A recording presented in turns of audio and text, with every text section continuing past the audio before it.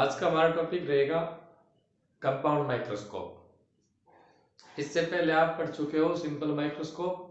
Simple microscope में भी magnification मिलता था, लेकिन इतना नहीं मिलता था कि हम माइक्रोमीटर में जो ऑब्जेक्ट्स हैं उनको देख सकें। उसके लिए एक एडवांस डिवाइस की ज़रूरत थी और उस एडवांस टेक्निक को कहते हैं कंपाउंड माइक्रोस्कोप। इसमें और सिंपल माइक्रोस्कोप में क्या फ़र्क है? सिंपल माइक्रोस्कोप इधर वाला हिस्सा है, यदि हम इसका आधा हिस्सा हटा दें तो वो एक सिंपल माइक्रोस्कोप है। तो इसमें हमने डबल माइक्रो कॉन्वेक्स लेंस का यूज किया है। और आपने मैग्निफिकेशन जब हमने पढ़ी थी, कॉम्बिनेशन ऑफ लेंस पढ़े थे, तो उनमें आपने सीखा कि जब दो लेंस कंबाइन होते हैं तो उनकी मैग्निफिकेशन मल्टीप्लाई हो जाती है। मतलब ये है कि अगर एक लेंस की मैग्निफिकेशन 5 टाइम्स है, 5 गुना बड़ी इमेज करने की है, दूसरे की है 10 टाइम, 10 गुना बड़ी करने की है, तो दोनों मिलके 10 मल्टीप्लाई बाय 5 50 टाइम्स इनलार्ज कर देंगे। ऐसे में हमें वो भी ऑब्जेक्ट दिखने लग जाएंगे जिनका साइज माइक्रोमीटर में है, माइक्रोन में साइज है, और उनको हम नेक्ड आई से नहीं देख सकते, जैसे जो भी बैक्टीरिया, वायरस वगैरह है। ठीक है, तो इस डिवाइस में दो लेंसेज का कॉम्बिनेशन बनाया जाता है, एक ट्यूब के ऊपर लगा दिया जाता है दोनों को। इस तरह की ट्यूब होती है, एक तरफ एक लेंस लगाया जाता है, दूसरी तरफ दूसरा। दोनों लेंस में क्या खास बात है? एक शॉर्टर फोकल लेंथ का होता है, कम फोकल लेंथ का होता है और कम अपर्चर का होता है। ठीक है, जो ऑब्जेक्ट की तरफ रखते हैं। दूसरा बड़ी फोकल लेंथ वाला होता है, बड़ा होता है साइज में भी, फोकल लेंथ भी ज़्यादा होती है। ठीक है, समझ गए होंगे।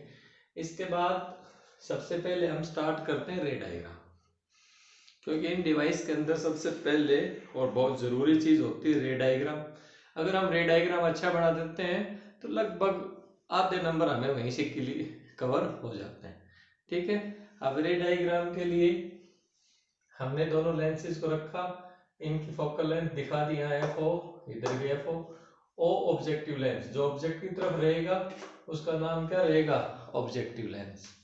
और जो आंख की तरफ रहेगा, जैसे कि मान लो ये माइक्रोस्कोप है, मगर इधर से देख रहा हूं तो ये आई लेंस हो गया, आई पीस, और ये क्या हो गया? ऑब्जेक्टिव। छोटे वाला ऑब्जेक्टिव रहेगा, बड़े वाला आई लेंस रहेगा। ठीक है, अब हमने ऑब्जेक्ट को रख दिया बिटवीन एफ ओ एंड इधर मान लेते 2F4, between F O and 2F हमने कहीं ऑब्जेक्ट को रख लिया। मिलियंस बिलियंस रे ट्रेवल करेंगी ऑब्जेक्ट से लेंस की तरफ। उनमें से हम अपने रे डायग्राम के लिए दो रे को सिलेक्ट करेंगे। एक वो रे सिलेक्ट करेंगे जो parallel to the principal axis जाएगी। ठीक है, एक वो रे करेंगे जो parallel to the principal axis जाएगी, दूसरी वो करेंगे जो टुवार्ड्स द ऑप्टिकल सेंटर जाएगी। ठीक है, आपको पता है towards the optical centre thin lenses के लिए रिफ्रैक्शन इफेक्ट उस पर नहीं होता है और वो फाइनली स्ट्रेट निकल जाती है।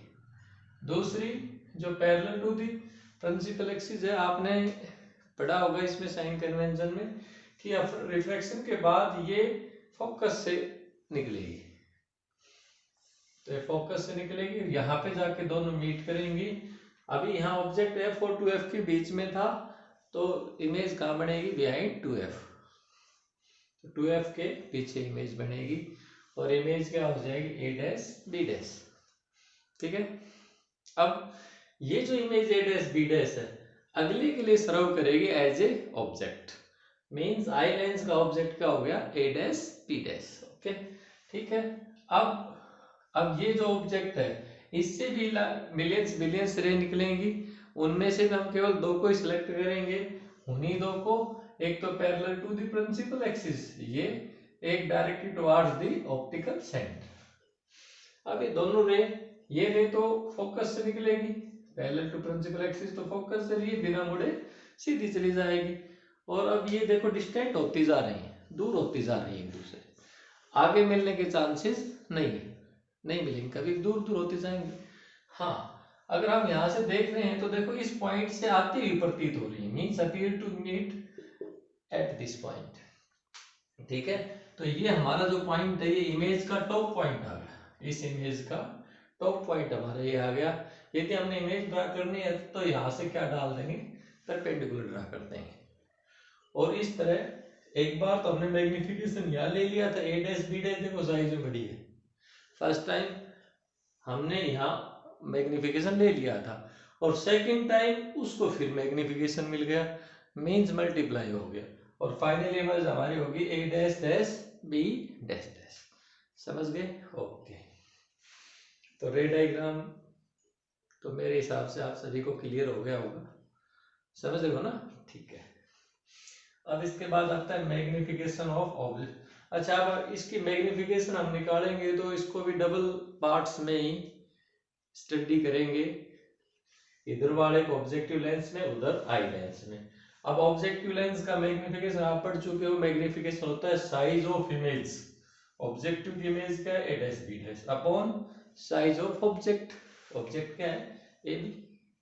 ये हमारी फर्स्ट इक्वेशन हो जाएगी। और हमने ऑब्जेक्टिव के डाटा एमओ से ले लेने, जैसे एफओ, एमओ, यूओ, इसके डाटा ई लगा के ले लेने हैं, एफ ई, यूई, ऐसे सेंटर भी ई ले लिए। ठीक है, अब एम ई आई लेंस का मैग्निफिकेशन ये होगा साइज ऑफ आई लेंस की इमेज क्या है, A dash dash B dash dash upon उसका ऑब्जेक्ट क्या है, ए डैश बी डैश। समझ गए? इक्वेशन फर्स्ट इक्वेशन सेकंड दोनों को मल्टीप्लाई करते हैं फर्स्ट एंड सेकंड। जब मल्टीप्लाई करेंगे तो जो ये पार्ट है ये कैंसिल हो जाएगा, क्या बचेगा हमारे पास result, A dash dash B dash dash upon A B. Okay, अब हम ये देखेंगे तो ए डैश डैश क्या है, फाइनल इमेज है, और ए बी क्या है, ऑब्जेक्ट।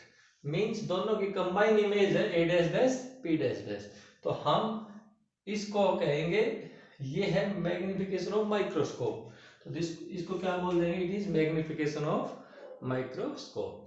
ठीक है, इसका मतलब माइक्रोस्कोप की मैग्निफिकेशन क्या हो जाएगी, इन दोनों के मैग्निफिकेशन के प्रोडक्ट के बराबर, एमओ मल्टीप्लाई बाय एमई।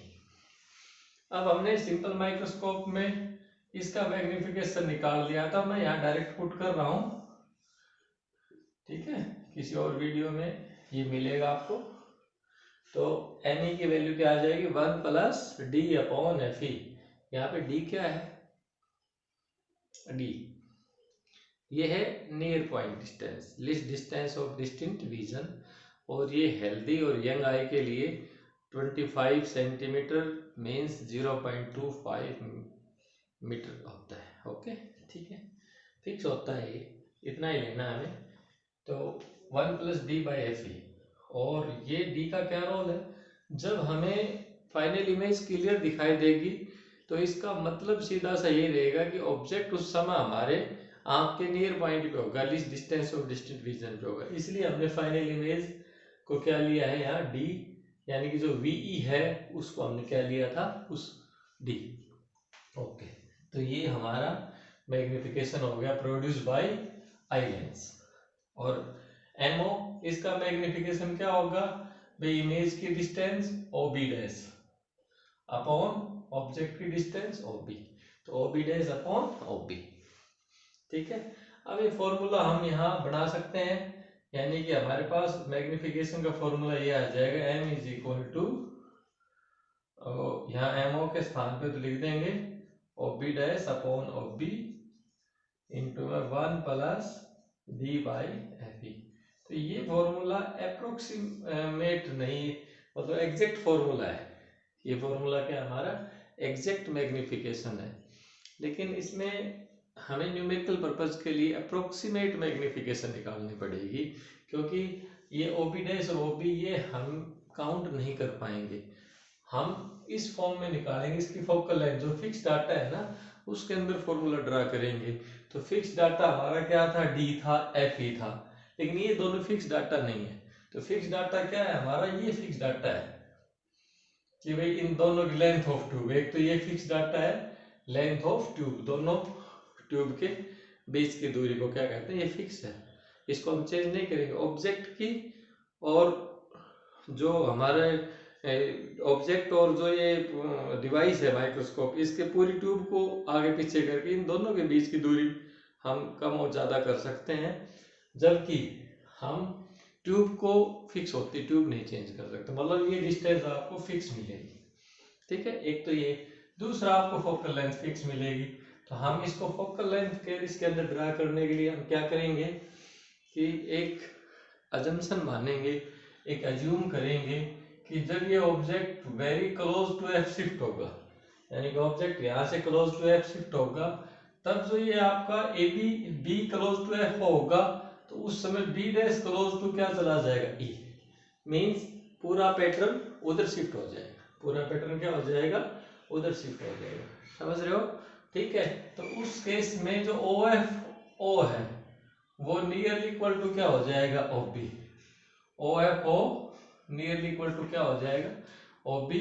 मतलब ओ बी को हम क्या लिख सकते हैं, माइनस एफ ओ। माइनस ही लिख रहे हैं तो साइन कन्वेंशन आपने पढ़े होंगे, जो लेफ्ट साइड इमेज होंगे वो सारी क्या लेंगे, डिस्टेंस माइनस में लेंगे। ओके, ठीक है।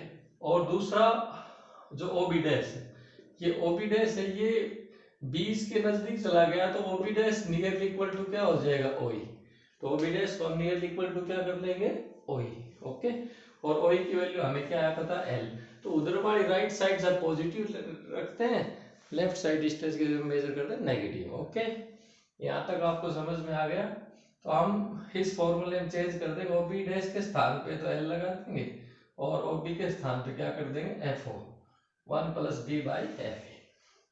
ये हमारी फाइनल मैग्निफिकेशन आ गई, मतलब अप्रोक्सीमेट आ गई, क्या आ गई, नॉट एग्जैक्ट, अप्रोक्सीमेट मैग्निफिकेशन आपकी आ गई। समझ गए, ओके। अब क्वेश्चन ये आता है कि नेगेटिव साइन क्यों है। नेगेटिव साइन आपने पढ़ा होगा, नेगेटिव साइन का मतलब रियल और इन्वर्टेड इमेज। तो फाइनल इमेज क्या होगी, रियल और इन्वर्टेड इमेज, ठीक है। लेकिन जो ये माइक्रो ऑर्गेनिजम्स होते हैं, ये या तो बार टाइप के होते हैं या सर्कुलर के होते हैं, ओवल शेप के होते हैं, तो इनमें उल्टा सीधा कोई फर्क नहीं पड़ता, हमारी वर्किंग पे, फंक्शनिंग पे कोई फर्क नहीं पड़ेगा उल्टी इमेज बनने से। ओके, तो ये चीज तो हम नेग्लेक्ट कर देंगे। दूसरा क्या है कि भाई कई बार क्वेश्चन आ जाता है कि हम इस माइक्रोस्कोप की मैग्निफिकेशन को बढ़ाना चाहे तो कैसे बढ़ाएंगे। तो आप देख रहे हो ये दोनों डाटा फिक्स है, इनको हम चेंज नहीं कर सकते। ये 25 सेंटीमीटर और ये लेंथ ऑफ ट्यूब फिक्स है, हम इन चीजों को रिप्लेस कर सकते हैं, दोनों लेंसेज को। तो हम जितनी लेंसेज की फोकल लेंथ स्मॉल रखेंगे उतना हमें मैग्निफिकेशन लार्ज मिलेगा।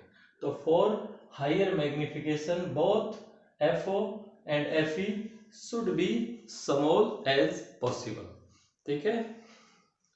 आशा करता हूं आप सभी को समझ में आ गया होगा। यदि आपको समझ में आ गया तो please like and subscribe. Okay, thank you.